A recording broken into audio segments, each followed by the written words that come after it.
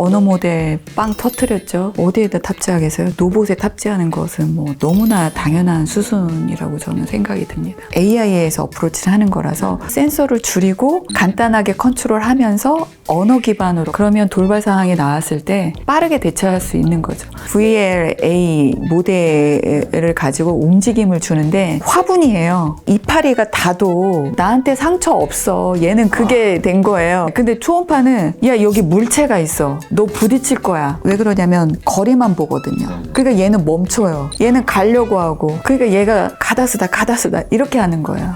안녕하세요, 이재원 기자입니다. AI가 좀 물리적으로 형태를 갖추는 피지컬 AI에 대한 논의가 활발해지면서 여기에 인공지능을 어떻게 탑재하고 또 어떻게 사용할 것인지에 대한 그런 것에도 관심이 많이 가는데요. 그래서 이와 관련해서 마음 AI의 손병희 연구소장님을 모셨습니다. 네, 소장님 안녕하십니까? 안녕하십니까?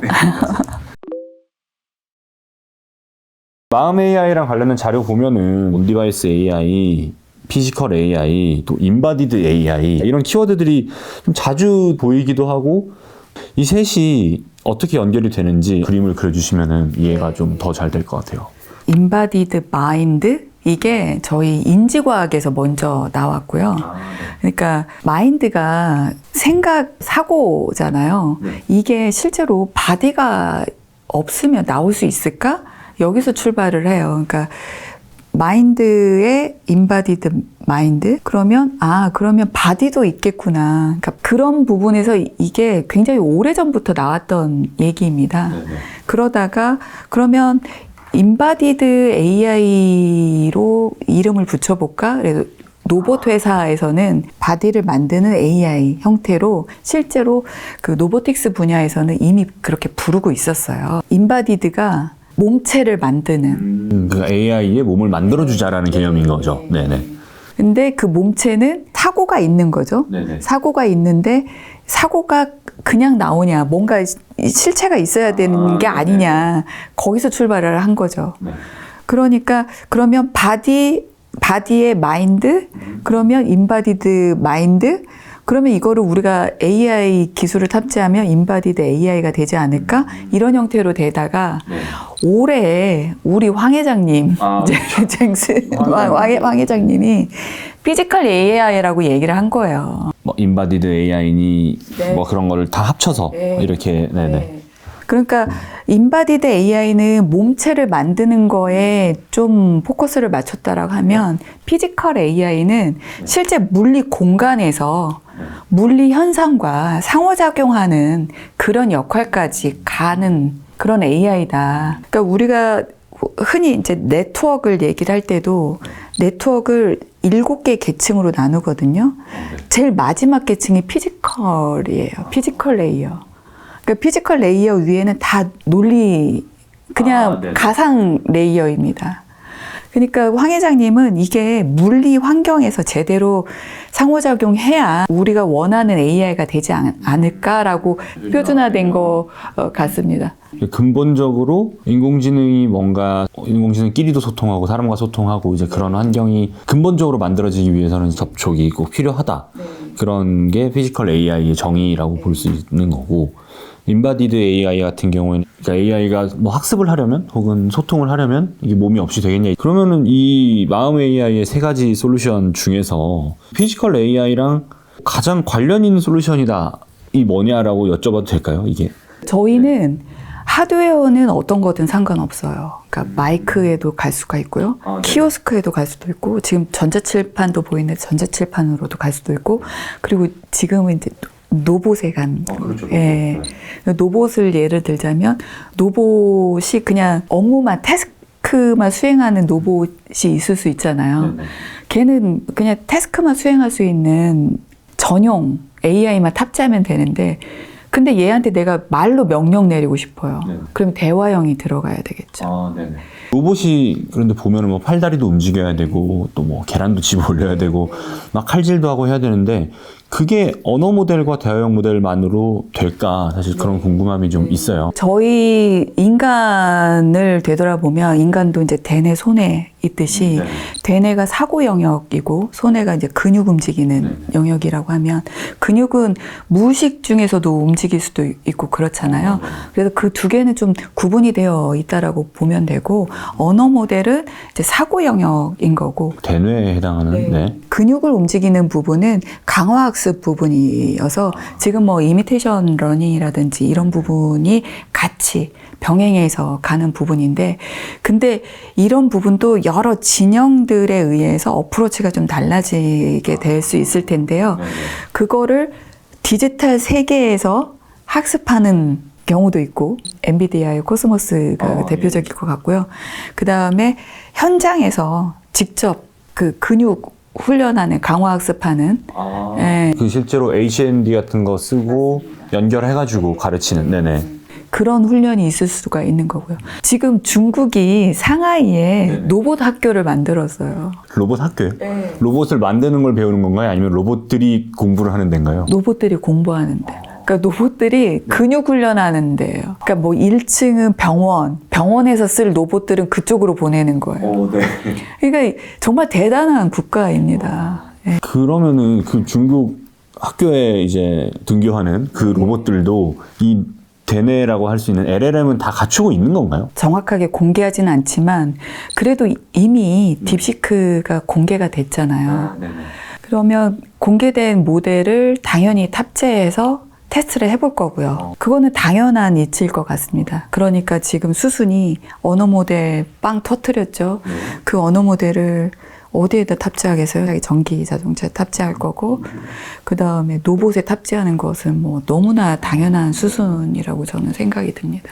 파운데이션 모델은 두루두루 잘하는 애예요. 그냥 넓게 아는 애예요. 근데 얘가 병원 일을 하기 위해서는 병원에 특화된 데이터를 가지고 약간 파인 튜닝도 하고 그 프롬프트 엔지니어링도 필요하고 그게 같이 접목이 돼서 고도화를 시키고 근데 걔는 되뇌를 학습하는 거니까 근육 운동은 거기서 또 학교에서 배우는 거죠. 정말 안 보이는 정말 총성 없는 전쟁이 시작이 됐다라고 볼 수가 있을 것 같습니다. 사실 지금까지는 저는 로봇으로 시작하신 분들을 좀 많이 뵀어요. 그러다 보니까 소장님 의견이랑 출발점이 다르기 때문에 그분들이 말씀하신 거를 제가 이해한 바로는 인간이라는 것도 책으로 배운 게 아니라 그것처럼 뭐 LLM보다도 정말 강화학습 그런 걸 많이 해야 이 로봇이 점점 똑똑해질 수 있다. 근데 근육 움직이는 것은 어느 정도만 훈련하면 최고치를 낼 수가 있고 우리가 그거를 미세 조정할 수 있잖아요. 근데 사고 영역이라는 것은 계속 확장이 될 수가 있는 거니까 제가 어프로치 하는 부분은 이제 AI에서 어프로치를 하는 부분이고 그리고 제 이력이 한 10년 정도 공장 자동화 쪽을 했어요. 그래서 산업용 로봇을 해봤기 때문에 로봇이 이제 어떻게 움직이는지는 대략적으로 알거든요. 그래서 이게 융합이 돼야 폭발적으로 좀 파워풀한 거지 한 분야에서만 하는 거에는 한계가 있지 않을까 싶습니다. 이제 뭐 그분들이 말씀하시는 거는 그런 센서, 다양한 센서들을 탑재를 하고, 그러니까 소위 인간의 오감에 해당하는 센서들을 탑재를 하고, 얘가 혼자 막 돌아다니면서 주변 사물들을 익히면은 결국에는 점점 똑똑해져서 인간처럼 된다. 이지만 어떻게 보면 상당히 좀 오래 걸릴 수도 있는 거고, 또 한계치도 있을 수도 있겠네요. 그럼요. 센서가 달면 달수록 컨트롤해야 될 게 많거든요. 근데 우리 인간에 보면 센서가 그렇게 많지 않잖아요. 저희는 AI에서 어프로치를 하는 거라서 어떻게 하면 센서를 줄이고 간단하게 컨트롤하면서 언어 기반으로 갈 거냐.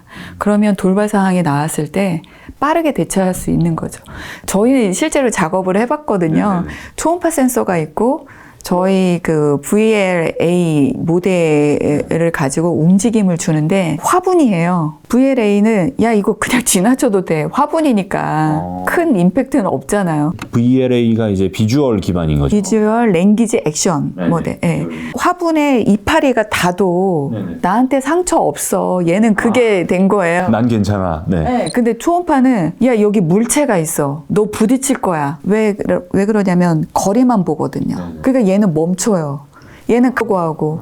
그러니까 얘가 가다 쓰다 이렇게 하는 거예요. 그래서 이거를 이제 어떻게 할까? 근데 초음파 센서를 저희가 빼도 되는데 왜 얘를 부착을 해놓냐면 테슬라는 그냥 그 도로에서만 주행을 하잖아요. 근데 로봇은 실내에서 주행을 하는데 문턱이 있거나 계단이 있으면 얘가 이거를 빨리 정지를 하고 해야 되는 그런 부분들이 있거든요. 비상정지나 이런 게 필요하기 때문에 그래서 초음파 센서를 달았는데 좀 그런 부작용이 있더라. 그리고 로봇도 이게 실외 로봇하고 실내 로봇이 굉장히 달라요. 실외는 GPS를 받기 때문에 자기 위치를 정확하게 인지를 해서 좀 쉬워요. 근데 실내는 GPS 받기가 오차가 너무 크고 그래서 굉장히 좀 고도화된 그런 모델이 탑재가 돼야 되는 그런 부분이 있습니다. 만약에 이 진입금지 팻말이 초음파 같은 경우에는 얘가 지나가다가 모르고 지나갈 수도 있겠네요. 만약에 공중에 그냥 떠 있다고 바닥만 훑는 초음파면은. 근데 VLA가 탑재된 경우에는 얘가 보고서 이게 진입 금지구나 인식을 해가지고 멈추게 되는. 이 피지컬 AI의 좀 정의는 소장님이 생각하시는 게 또 어떤지, 그 등장으로 해서 AI의 개념이나 정의 같은 게 좀 얼마나 바뀔지도 좀 궁금하거든요. 피지컬이 말씀드렸듯이 디지털에 갇혀 있는 게 아니라 실생활에서, 그리고 우리가 AI랑 얘기하고 싶지는 않잖아요. 근데 그 AI가 실례로 제가 휴대폰에 AI 비서가 있어요. 얘의 닉네임이 준이에요. 저희 남편 이름이거든요. 여러분 준하고 얘기를 하게 되면 정말 자연스럽게 대화가 되고 그리고 남편은 자기 할 말만 하고 딱 끊어버리는데 얘는 이제 전화 끊을 때 그래 몸 조심해 하면 딱 끊는 거예요. 그리고 막 그런 감동. 터치. 네. 그래서 인공지능도 그렇게 가야 좀 바른 길이 아닐까? 우리가 인공지능을 이용을 한다라는 게 우리 생활에 편안함도 있지만 나의 위안을 준다거나, 그러니까 실제로 지금 저희 노인 인구가 증가를 하고 있잖아요. 그래서 노인 복지 차원에서 애완 로봇 이런 것을 도입을 할 때 그 포인트가 굉장히 중요해요. 노인분들의 감정을 터치하는 거.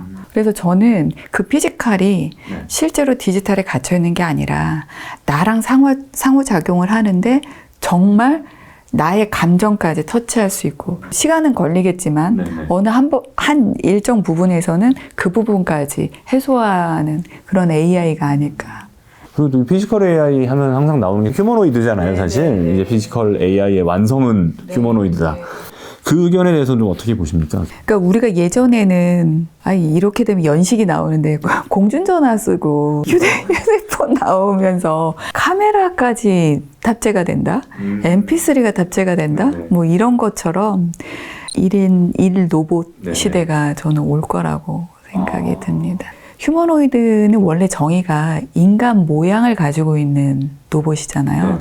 근데 저는 어떤 모양이건 자기만의 로봇을 만들 것 같아요. 저는 그것도 가능할 것 같거든요. 실제 저희 마음 AI에서는 로봇을 맞춤형으로 4주 만에 디자인해서 제작해서 출고까지. 폼팩터를 그러니까 비스포크 형태로 만들어준다는 말씀이신 건가요? 그러면 이제 너무 고가일 거고 그냥 좀 저가형으로 맞춤형으로 원하는 대로 디자인을 해서 그 기본형으로 만들고 그 다음에 저희가 예술가들하고 콜라보하고 있어요. 그래서 로봇의 바디에 페인팅. 그래서 비스포크.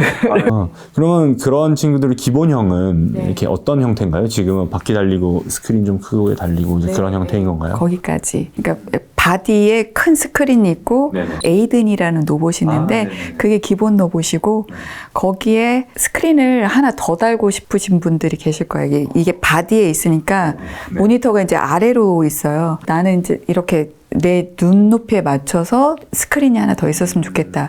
근데 내 눈높이에 스크린보다는 부엉이가 하나 있었으면 좋겠다. 아니면 지금 어디 테니스 브랜드랑도 이야기를 하고 있거든요. 테니스 라켓이 이렇게 2개가 꽂혀 있었으면 좋겠다.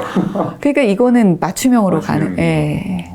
아까 말씀하신 에이든 같은 경우에 이제 워브를 기반으로 하신 게 맞죠? 그러면은 이 워브라는 거는 어떤 거예요? 기본적으로 카메라 기반의 자율주행 모델이고요. 언어 기반으로 동작이 되는 그 모델입니다. 이거 같은 경우에 지금 어떤 식으로 좀 활용이 되고 있나요? 현재 농기계에 탑재가 돼서 올해 우리나라랑 일본 농장에 그 농약 뿌리는 기계로 활용을 할 것 같고요. 그 농약 뿌리는 것도 이제는 외국인 노동자들도 잘 안 하려고 한대요. 이게 미세먼지처럼 들어가서 폐에 영향을 주기 때문에 그래서 사람이 운전하는 것은 좀 지양하고 있는 부분이라고 하더라고요. 그 다음에 이제 워브 같은 경우에 훈련이나 고도화를 위해서 또 엔비디아 코스모스 뭐 활용한다. 그러니까 이 코스모스가 그 이전에 옴니버스라는 게 있잖아요, 엔비디아에. 네네네. 소위 디지털 트윈을 만들어주는. 네네. 그래서 뭐 공장도 만들고 저도 네. 그런 거를 오랜 시간 엔비디아 리포팅을 하면서 봤었는데 네. 이제 거기에다가 현실의 물리 법칙을 더 씌우는 저 그런 개념으로 알고 있거든요. 맞아요. 그게 맞나요? 맞아요. 그러니까 뭐 네. 물이라면은 기존의 옴니버스에서 그냥 물결 모양만 있었다면은 코스모스에서는 정말 그 물의 뭐 빛의 반사라든지 네. 그런 파동이라든지 그런 것까지 다 구현을 해준다. 네, 그렇게 했는데 저는 코스모스 보면서 그런 걸 이제 월드 파운데이션 모델이라고 부르더라고요. 이게 어떤 식으로 작동하는지도 좀 궁금했고 사실 그게 얼마나 효과가 있는지도 좀 궁금했거든요. 그러니까 실제 예로 네. 국방 분야에서 가장 싫어하는 말이 데이터 좀 주세요. 뭔가 AI를 접목을 하고 싶을 때 국방 데이터 주세요. 국방 데이터 있어야 AI 만들 수 있습니다. 근데 줄 수가 없잖아요. 그렇죠. 네. 근데 지금은 안 줘도 어느 정도 해결이 되는. 그래서 해결이 돼서 실제 상황에 맞춰서 테스트를 해보고 이벌리에이션 해보고 부족한 부분은 다시 시뮬레이터로 돌리고 최고의 신뢰성을 요구하는 국방에서조차도 이게 가능한 부분이기 때문에 아직까지도 좀 부족한 부분이 있어도 그래도 완전히 맨땅이 아니니까 그리고 데이터 막 주세요라고 안 해도 되니까 데이터를 우리가 생성해서 가짜 데이터 만들어가지고 할 수 있으니까. 그러면 농업 같은 경우에도 그렇게 좀 해보셨어요? 지금? 그럼요. 그러니까 어쨌건 AI는 그러니까 기존 시스템 같은 경우는 인풋 넣으면 그냥 출력 나오거든요. 근데 인공지능 시스템은 입력을 하고 얘가 아웃풋이 나오면 그걸 그 모델을 가지고 다시 실 데이터를 줘서 인퍼런스 해야 되거든요. 그러니까 반드시 학습이 필요해요. 근데 그 학습 때는 도구가 있으니까 그전에는 없으니까 데이터 만들어서 막 해야 되는데 있으니까 할 수 있는 여력이 더 생긴 거죠. 월드 파운데이션 모델 같은 경우에는 지금 엔비디아게 제일 강력한가요? 어떤가요? 외에는 다른 기업들도 하는 데가 있나요? 거기는 물리법칙도 되고 다른 기업도 있긴 한데 그 다음에 가상 데이터를 만들 수 있는 어떤 기능들이 있어요. 그래서 그 기능이 굉장히 막강하고요. 다른 데는 데이터 생성하는 거는 없지만 그래도 실제로 데이터를 내가 인풋해서 학습시키고 출력까지 할 수 있는 그런 프로세서들은 다 갖추고 있습니다. 그러니까 뭐 구글이든 이런 부분들이 있는데 데이터 생성하는 그런 부분이 좀 빠져 있죠. 엔비디아가 그 생태계를 만든 이유는 니네 빨리 이거 학습해. 그리고 우리 GPU 써. 그런 부분이 강해요. 온디바이스 AI도 우선은 좀 먼저 적용할 수 있는 분야가 있고 또 아닌 분야가 있을 것 같은데 소장님이 생각하시기에 우선 좀 요거는 가능하다 혹은 실제로 하고 있다 이런 소개해 주실 만한 분야들이 있을까요? 저는 언어 영역 장벽은 쉽게 무너질 수 있을 것 같다라는 생각이 듭니다. 그리고 어르신들 공공 서비스에 많이 들어갈 것 같고 그 다음에 의사 대란이 있었잖아요. 의료 대란. 근데 병원에 가면 문진 갈 때마다 하잖아요. 반복적이잖아요. 그거를 굳이 사람이 할 필요 있을까? 그러니까 그런 영역부터 우리나라는 발빠르게 움직일 수 있으니까 정책적으로 정부에서 그런 부분을 AI로 바꾼다라 하면 근데 클라우드가 아니라 그냥 온 디바이스에서 해결할 수 있다라 하면 비용 저렴하게 서비스 할 수가 있는 거죠. 그리고 요즘은 사람들의 시각들이 많이 달라졌어요. 그러니까 이게 코로나 이전과 이후가 좀 많이 달라졌는데 그전에도 로봇이 있었거든요. 호텔에 꽤 유명한 로봇 집사 로봇이 있었는데 그냥 사장됐어요. 왜 그러냐면 호텔에 왔는데 내가 로봇의 서비스를 받아야 돼? 아, 이 돈 주고 이렇게 되는 거죠. 예. 근데 지금은 색다르네?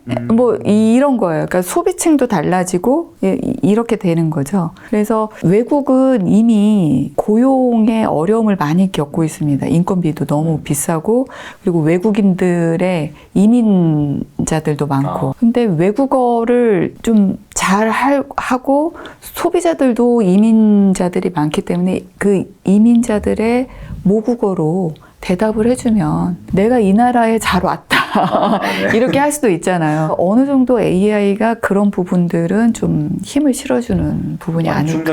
사회의 여러 부분에 있어서 완충작용을 해줄 수 있다. 고정되어 있는 AI가 아니라 움직이면서 그리고 이 움직임이 로봇을 따라가는 움직임도 있지만 팔로우 미 하면 로봇이 나를 따라와요. 음성을 인지하고 이제 많이 서비스가 달라질 거라고 생각이 듭니다. 그리고 도스트 같은 경우에도 우리가 예약하고 가잖아요. 근데 로봇을 상시 배치해 놓으면 내가 가면 도슨트를 이용할 수 있죠. 네, 그런 형태로 바꿀 수가 있습니다. 그래서 지금 좀 제시를 해드리고 싶은 건 기존의 로봇이 멈춰 있다라고 하면 저희 기업에 연락을 하시면 로봇을 움직여드리도록. 네. 알겠습니다. 앞으로도 마음의 AI 많이 기대하겠습니다. 또 긴 시간 동안 얘기 많이 해주셔서 감사합니다. 티타임즈에 로봇 안 필요하세요? 로봇이요, 저희 편집 로봇이 좀 있으면 좋을 것 같은데 나중에 혹시 개발이 되면은 연락을 주세요. 알겠습니다. 네, 감사합니다. 네, 감사합니다.